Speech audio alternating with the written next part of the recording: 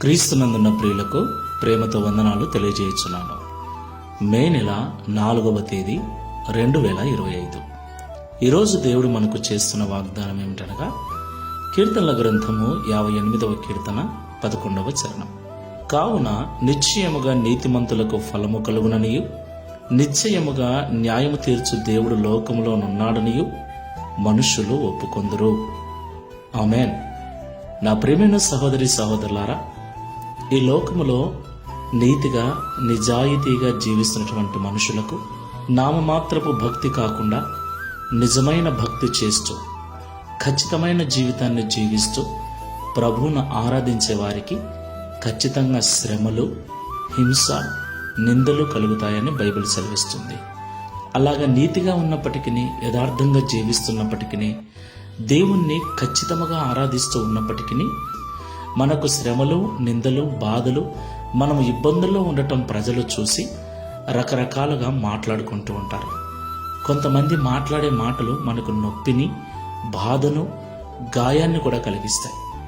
అయితే ప్రభు ఏమంటున్నాడంటే, ఒక రోజు వస్తుంది, ఆ రోజు నీతిమంతులకు తప్పకుండా ఫలము కలుగుతుందని, నిశ్చయముగా న్యాయము తీర్చు దేవుడు లోకంలో ఉన్నాడని మనుషులు తెలుసుకునే రోజు ఒక రోజు వస్తుందని దేవుడి ఉదయకాల సమయంలో వాగ్దానం చేస్తున్నాడు. కాబట్టి మాటలు వింటున్న ప్రియ సహోదరి సహోదరుడా, యథార్థవంతుడివై జీవిస్తున్నావా? నీతిగా, న్యాయముగా, నమ్మకమైన భక్తి చేస్తూ ఉన్నావా? బాధపడకు. వచ్చిన శ్రమను బట్టి దిగులు పడకు. నీ యథార్థతను విడిచిపెట్టకు. నీకంటూ ఒక రోజు వస్తుంది. ఆ రోజు నీ పక్షమున దేవుడు న్యాయం చేశాడని ప్రపంచమంతా తెలుసుకుంటుంది. అంతవరకు ఓపికతో ప్రార్థనాపూర్వకంగా ఈ విశ్వాసపు యాత్రలో ముందుకెళ్దాం. ప్రార్థన చేసుకుందాం.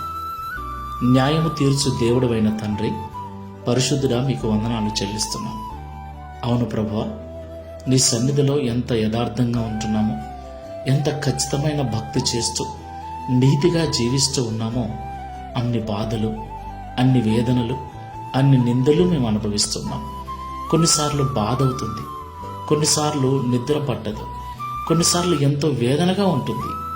అయినను భయపడకండి, ఒకరోజు వస్తుంది, నీతిమంతులకు దేవుడు తప్పకుండా ఫలము దయచేస్తాడని, న్యాయము తీర్చు దేవుడు లోకంలో ఉన్నాడని మిమ్మల్ని బట్టి లోకము తెలుసుకునే రోజు ఒక రోజు వస్తుంది.